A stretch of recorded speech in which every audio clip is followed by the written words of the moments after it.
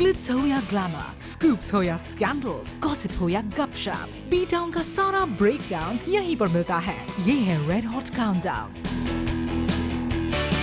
आज red hot countdown की magical window से झांककर हम नजर डालेंगे शोबिस के उन उबर ग्लैमर सेलिब्रिटीज पर जिन्होंने मेन स्ट्रीम फिल्मों में नेम, फेम और जबरदस्त फैन फॉलोइंग अचीव करने के बाद अपनी ग्लैमरस इमेज से हटके totally completely absolutely de glam roles में अपनी पावर पैक्ड एक्टिंग के जलवों से ऑडियंसेस को डैज़ल किया है। आज के हमारे इस एपिसोड में आप देखेंगे कि कितनी सक्सेसफुली किया है राविशिंग रानी मुखर्जी ने ग्लैम रोल से डी ग्लैम रोल्स का ट्रांजिशन, और क्या लोग शहंशाह अमिताभ बच्चन को डी ग्लैम रोल्स में भी एक्सेप्ट करते हैं।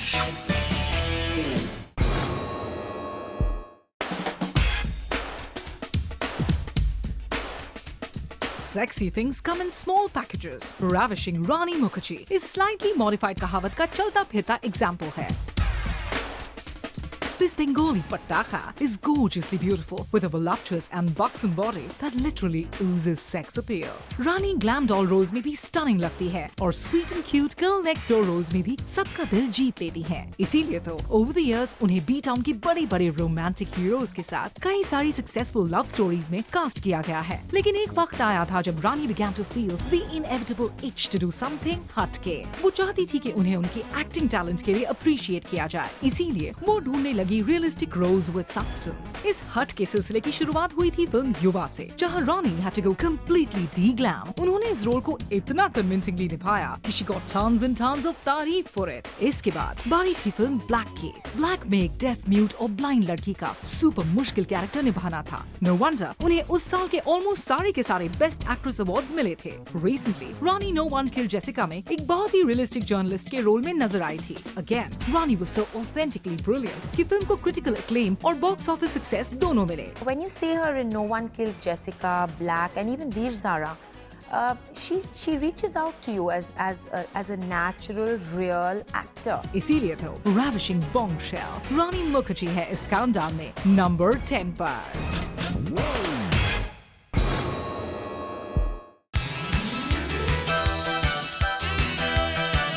वाइवेशियस और vibrant Vidya Balan B town की बाकी सारी साइलेंस से बिल्कुल हटके है। सबसे पहली बात तो ये, she is an immensely talented and incredibly versatile actor. वो अपने कैरेक्टर्स को कभी रिपीट नहीं करती। हर फिल्म में विद्या का कैरेक्टर अनयूजुअल, चैलेंजिंग और डेयरिंगली डिफरेंट होता है। साथ ही साथ she is enchantingly beautiful but in a very very desi way. जिस बी टाउन में ओवर वेस्टर्नाइज्ड और प्लास्टिक लुकिंग बार्बी डॉल्स की लाइन लगी हुई है, वहाँ वाइवेशियस विद्या की क्लासिकल इंडियन खूबसूरती एक रिफ्रेशिंग चेंज है। और विद्या की सबसे खास बात ये है कि वो टोटली डी ग्लैम रोल्स में भी स्क्रीन पर सिजल करती है। उनकी सेक्स अपील कुछ ऐसी है कि वो दिखाई नहीं देती, महसूस होती है। फिल्म इश्किया में उनका रोल था यूपी की एक स्मॉल टाउन विडो का। इस फिल्म में ना तो विद्या का लुक ग्लैमरस था और ना ही उनका character. She was completely desi and covered from head to toe in a sari, पर उनकी अदाओं में, उनके अंदाज में वो गजब की सेक्स अपील थी कि नसीरुद्दीन शाह और अरशद वारसी के साथ साथ ऑडियंसेस भी उन पर फुल ऑन लट्टू हो गए थे। While you see her in Ishqiya and No One Killed Jessica as slightly more de-glamorized, but I've always viewed Vidya as a serious actor. और इसीलिए तो versatile विद्या बालन इस red hot glam to de glam countdown में है number 9 की position पर।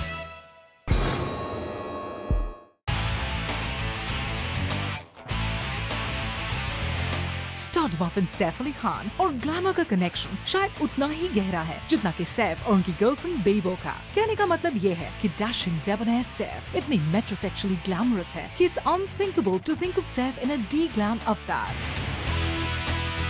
Tease, don denims और बंजाना में वो किसी रॉक स्टार से कम नहीं लगते और स्टाइलिश डिजाइनर सूट्स में वो जेम्स बॉन्ड को टक्कर दे सकते हैं। एक तरफ तो Saif is probably the most chilled out cool dude in all of B town, और दूसरी तरफ छोटे नवाब का अंदाज इतना मैजेस्टिक है कि उनकी पर्सनालिटी में उनके रॉयल जीन्स और राजशाही ठाठ साफ नजर आते हैं। But even he has been bitten by the de glam bug. अपनी एक्टिंग स्किल्स को फोकस में लाने के लिए, क्रिटिकल अक्लेम हासिल करने के लिए फिल्म ओमकारा में Saif went completely desi and de-glam to play the character of लंगड़ा त्यागी। डिजाइनर सूट्स और ट्रेंडी कैजुअल्स की जगह ली थी देहाती कपड़ों ने। उनकी भाषा भी इतनी देसी थी कि यूपी के गांवों में रहने वाले भी दंग रह गए थे। All in all, it was the mother of all transformations. Omkara की रिलीज से पहले शायद कोई भी ये मानने को तैयार नहीं था कि सैफ एक रूरल कैरेक्टर भी प्ले कर सकते हैं। आफ्टर ऑल उनकी इमेज ही एक अर्बन ग्लैम बॉय की थी, लेकिन लंगड़ा त्यागी ने सबको गलत प्रूव किया। Suddenly, Saif the star had to share the limelight with Saif the actor, which is why हमारे इस काउंटडाउन में छोटे नवाब को मिली है नंबर 8 की पोजीशन।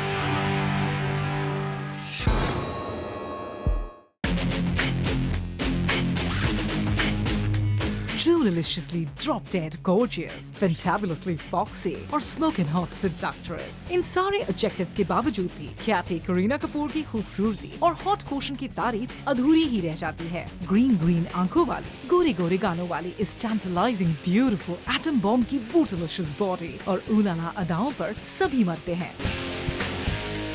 उनकी एक्टिंग टैलेंट और वर्सेटिलिटी पर किसी को भी शक नहीं है, तो फिर बेबो को डी ग्लैम रोल्स के साथ एक्सपेरिमेंट करने की क्या जरूरत थी? वेल, द क्रिटिकल अक्लेम का कीड़ा ओमकारा में बॉयफ्रेंड सैफ की तरह बेबो बेबी ने भी अपनी उबर शीक स्टाइल और डीवा लाइक अंदाज से बिल्कुल हटके एक बहुत ही सिंपल सी गांव की छोरी का रोल किया था। She's done Omkara. She's only managed to prove that she never does need to be over the top. कहा डशन और कमबख्त इश्क में उनका ब्रूटलिशियस साइज 0 बिकिनी अवतार, और कहा ओमकारा में उनका सलवार कमीज और घाघरा चोली अंदाज, माथे पे घूंघट, आंखों में हया और होठों पे सीधी सादी बोली। इसके अलावा फिल्म चमेली में भी बेबो वेंट कंप्लीटली डी ग्लैम, क्योंकि इस फिल्म में उनका रोल एक प्रोस्टिट्यूट का था। She was supposed to look hot, but with an earthy touch. उन्हें अपने परफॉर्मेंस के लिए जबरदस्त प्रेज और क्रिटिकल अक्लेम मिला था। इसीलिए तो हमारे इस लिस्ट में ख्याति करीना कपूर है नंबर 7 पर।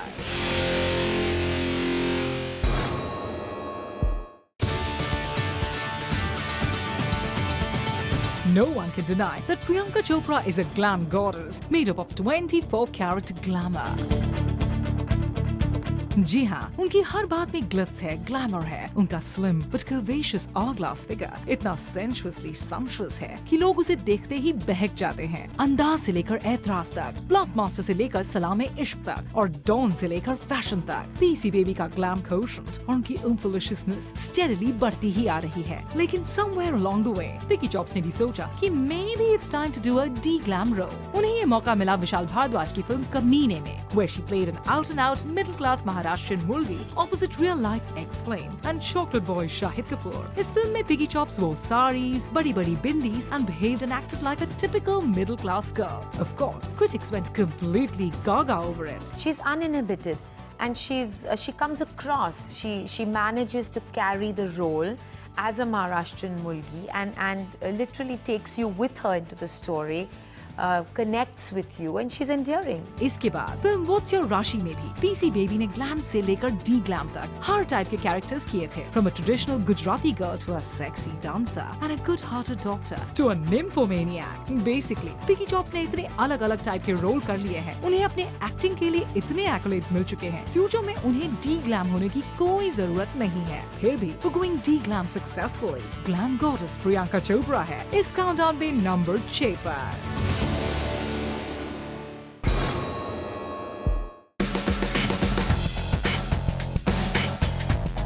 शहंशाह बच्चन को बी टाउन की किसी भी रैट रेस में शामिल होने की कभी कोई जरूरत नहीं पड़ी। बिग बी जहां खड़े हो जाते हैं, रैट रेस की लाइन वहीं से शुरू हो जाती है। Amitabh Bachchan is the greatest, most ultimate name ever in the history of Bollywood. No wonder mister Bachchan personifies glamour to the T.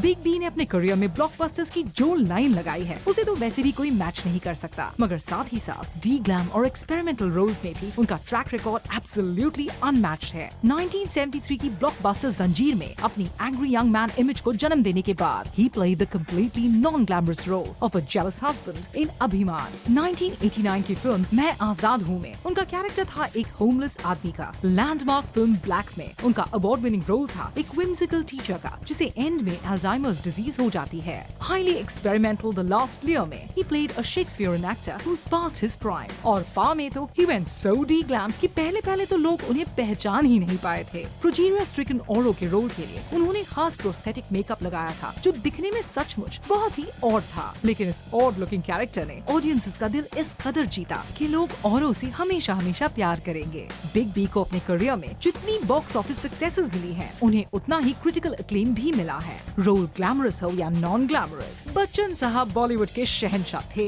हैं और रहेंगे। इसीलिए तो वो इस red hot glam to de glam countdown में है नंबर 5 पर।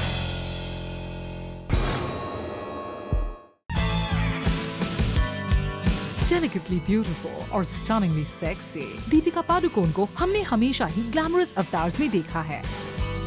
दीपिका जब एक मॉडल थी तब भी she was uber umfilicious। उसके बाद जब उन्होंने बी टाउन में अपना डेब्यू किया था तो it was straight away opposite the बादशाह of Bollywood in the out and out masala flick Om Shanti Om. उसके बाद भी उनकी more or less जितनी भी फिल्में रिलीज हुई हैं, whether it is बचना ए हसीनो, लव आजकल, हाउसफुल और ब्रेक के बाद, उन सब में हमने उन्हें totally westernized और ultra glam roles में देखा है। But this bedazzling little babe from Bangalore has also had the guts to try her hand at D-glam roles। सबसे पहले तो लफंगे परिंदे में Deepika baby played a blind Maharashtrian girl Pinky Palkar, जिसकी बोली और लुक दोनों में मुंबई के चॉल्स की झलक दिखाई दी। ऑफ कोर्स क्रिटिक्स को उनका ये पोर्ट्रेयल बेहद पसंद आया था। लफंगे परिंदे gave Deepika a chance to really show her prowess, her acting prowess, because I think she's a good actor. इसके बाद चिटगोंग अपराइजिंग पर बेस्ड आशुतोष गोवारिकर की पीरियड फिल्म खेले हम जी जान से में दीपिका बनी थी क्रांतिकारी कल्पना दत्ता, जो अपने बालों को चोटियों में बांधी रखती है, साड़ी पहनकर बैडमिंटन खेलती है और अपनी बेस्ट फ्रेंड को सखी बुलाती है। It doesn't get more D-glam than that, people। इसीलिए तो चार्मिंग मिस पादुकोण को हमने इस लिस्ट में दी है नंबर 4 की पोजीशन।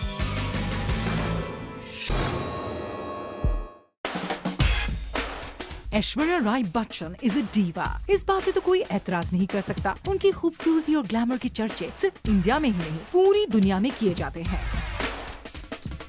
फॉर्मर मिस वर्ल्ड ऐश की खूबसूरती का लेवल ही कुछ और है। वो दिलकश और डेलिकेट चेहरा, वो मदहोश कर देने वाली लाइट आंखें, वो स्लिम और कर्वेशियसली शेपली फिगर, वो डिग्निफाइड अंदाज, वो नजाकत भरी अदाएं, वो एलिगेंट ग्रेसफुल पर्सनालिटी और वो शीक स्टाइल कोशेंट। अल्यूरिंग ऐश की हर बात में अनडाइल्यूटेड ग्लैमर झलकता है।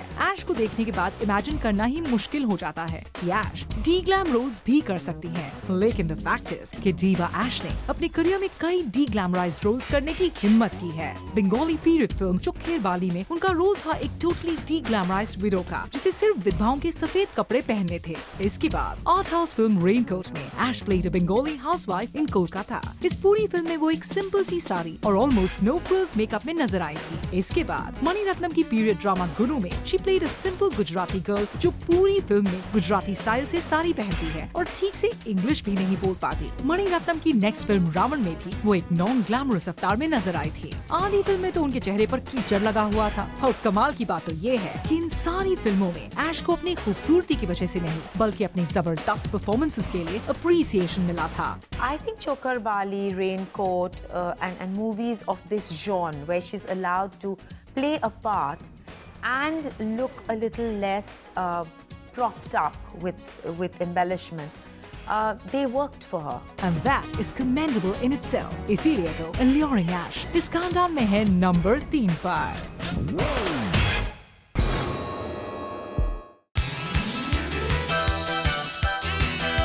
शाहरुख खान जब स्क्रीन पर हकलाए थे तो he made it cool to stutter. Love boys Rahul और राज के रोल्स में जब उन्होंने बाहें फैलाकर रोमांटिक डायलॉग बोले थे तो everyone wanted to fall in love all over again. King Khan के हर एक अंदाज में उनका स्टारडम झलकता है और उनकी स्क्रीन पर्सनालिटी अब इतनी ओवर ग्लैमरस और लार्जर देन लाइफ हो चुकी है कि वो सिर्फ बॉलीवुड के ही बादशाह नहीं रहे। He is become a mega star with a world wide fan following. लेकिन ग्लैमर और स्टाइल के इस बादशाह ने बहुत ही कॉन्शियसली एक नॉन ग्लैमरस एक्टर के रूप में भी गजब की सक्सेस हासिल की है। 2004 में उन्होंने फिल्म स्वदेश में एक बहुत ही डाउन टू अर्थ और रियलिस्टिक एनआरआई के रोल में अपने आप को टोटली री इन्वेंट किया था। फिल्म भले ही ज्यादा नहीं चली थी, पर किंग खान की परफॉर्मेंस की सिंप्लिसिटी ने सबको इम्प्रेस किया था। उसके बाद आई चक दे इंडिया। इस फिल्म में तो किंग खान के लुक से लेकर हर एक चीज में एक कॉमन मैन की झलक दिखाई दी थी। इंटरेस्टिंगली वो मेगा स्टार शाहरुख खान नहीं, सचमुच हॉकी कोच कबीर खान लग रहे थे। चकते में अपनी परफॉर्मेंस से एसआरके ने ये साबित किया था कि टोटली डी ग्लैम रोल्स में भी ही इज द बेस्ट। उसके बाद पिछले साल film my name is Khan में शाहरुख ने एस्पर्जर सिंड्रोम से सफर करने वाले रिजवान खान के रोल में सारी दुनिया को फिर एक बार रिमाइंड किया था कि वो ग्लैमर के किंग होने के साथ साथ एक्टिंग के भी बाप हैं। Chakte, Swades and My Name is Khan He was very direct. His role was shorn of the song and dance sequences, and he was very good. No wonder उन्हें इस परफॉर्मेंस के लिए ढेर सारे अवार्ड्स दिए गए. And no wonder Red Hot Glam to D-Glam के इस काउंटडाउन में बॉलीवुड के बादशाह को मिली है नंबर 2 की position. And before we reach the grand finale of today's episode, एक फटाफट recap हो जाए. Glam to D-Glam की लिस्ट में नंबर 10 पर है Bombshell रानी मुखर्जी. Vivacious, vibrant और versatile विद्या बालन को मिली है 9th पोजीशन. ओमकारा के लंगड़ा त्यागी यानी कि Saif Ali Khan comes in at number 8. Number 7 पर है सैफ की drop dead gorgeous और brutalicious girlfriend Bebo. 24 karat glamour से बनी umfalicious Priyanka Chopra is at number 6. इस लिस्ट के 5th स्पॉट पर है showbiz के one and only Shahenshah Big B. Number 4 पर है delicately beautiful और stunningly sexy Deepika Padukone. The 3rd spot goes to the world's most beautiful woman, Aishwarya. और बॉलीवुड के बादशाह के experimental roles को मिली है 2nd position. And now without further ado, चलिए पता लगाते हैं कि इस Glam to D-Glam countdown के सबसे ऊंचे पायदान पर showbiz का कौन सा सितारा है.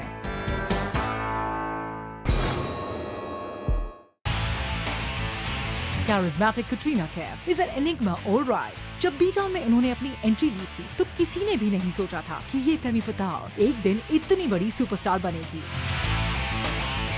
माना कि Kat is deliciously beautiful with an innocently charming $1 million smile and an umfaliciously sexy figure. मगर एक्टिंग के डिपार्टमेंट में Kat Baby उस वक्त बहुत ही ज्यादा लिमिटेड थी. ऊपर से वो हिंदी भी ठीक से नहीं बोल पाती थी और जितना बोल पाती थी उसमें एक हेवी ब्रिटिश इन्फ्लुएंस था. इसीलिए तो शुरुआत की फिल्मों में उन्हें सिर्फ आई कैंडी रोल्स दिए जाते थे. मगर फिर आई नमस्ते लंदन और एक NRI लड़की के रोल में Kat turned her disadvantages into her advantage. इस रोल के लिए उनके लुक्स और ब्रिटिश एक्सेंटेड हिंदी बिल्कुल परफेक्ट थे. नतीजा for once सबने ये नोटिस किया कि given the right role as an actor, Kat Baby में काफी पोटेंशियल है. उसके बाद कटरीना एक के बाद एक सुपर हिट फिल्मों में एक से एक ग्लैमरस रोल्स करती गई और देखते ही देखते she became a superstar and the most searched celebrity on the internet. लेकिन Kat Baby के फेरी टेल करियर में अगर अब भी किसी चीज की कमी थी तो वो थी किसी D-Glam रोल में उनके पावर पैक्ड परफॉर्मेंस के लिए क्रिटिकल अक्लेम की. इवेंचुअली ब्लॉकबस्टर राजनीति के साथ ये कमी भी पूरी हो गई. इस फिल्म में ग्लैम गॉडेस कटरीना नजर आई थी एक पॉलिटिशियन के कम्प्लीटली D-Glam रोल में.